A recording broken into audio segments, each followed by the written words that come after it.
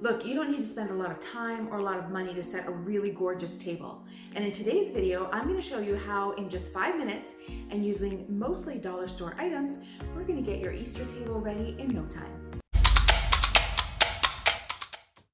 I'm Mara from Joyful Hostess and welcome to my channel. If you are new here, I'm so happy that you're here.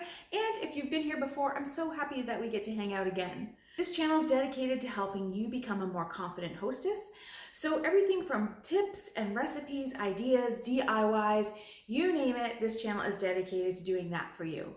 And usually if you stick around to the end, I make sure I add the bloopers because at Joyful Hostess, we're all about less perfection and more connection. So that's true of hosting, that's true of so many things, and that's also true of these YouTube videos. So I don't know about you, but I like a good blooper, so we always add them on the end. So if you want to watch, the behind the scenes, get a sneak peek, then stick to the end. Let's get started on our first Easter table. This first one is super tasty and super fun. I'm going to create a really sweet centerpiece using regular old jelly beans, some clear vases, and some battery operated tea lights.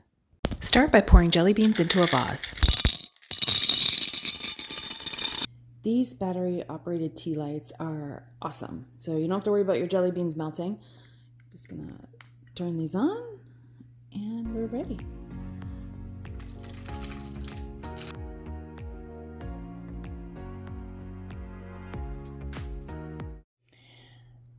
Adding fresh flowers to the table can be really as inexpensive as picking up a bunch of tulips at the grocery store and putting them in a vase and setting them right on the table.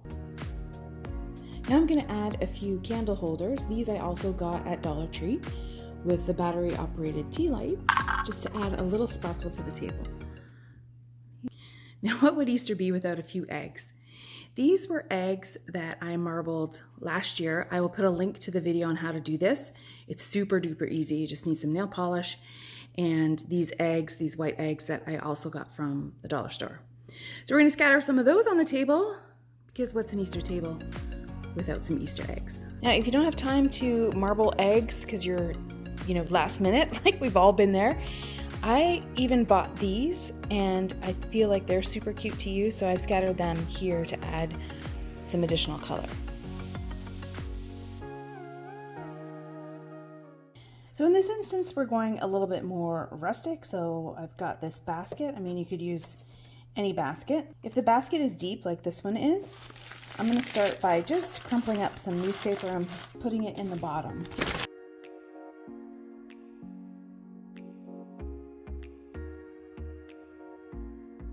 By doing this, it saves you some room because nobody's going to see what's at the bottom of the basket, and you don't have to buy so many things to fill it. Next comes the eggs, and I like to vary the sizes, so I'll start with these, 2 larger ones, and then from there we will fill in with some of these that I already talked about, the marble ones. Now don't worry if you can see a little bit of the newspaper. We're going to cover that with moss.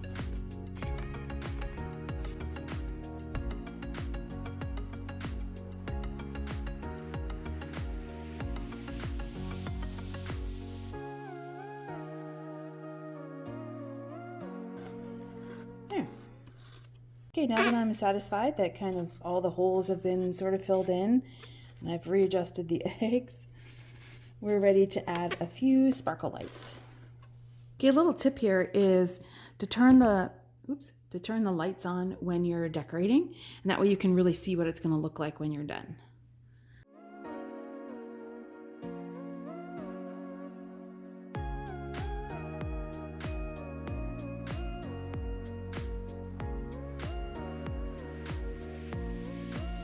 So the finishing touch is to add these bunnies that I bought at Dollarama, and all I did was spray paint them white so that they would be a little bit more modern and fresh.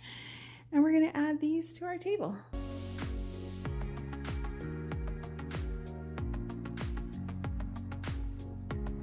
There you have it.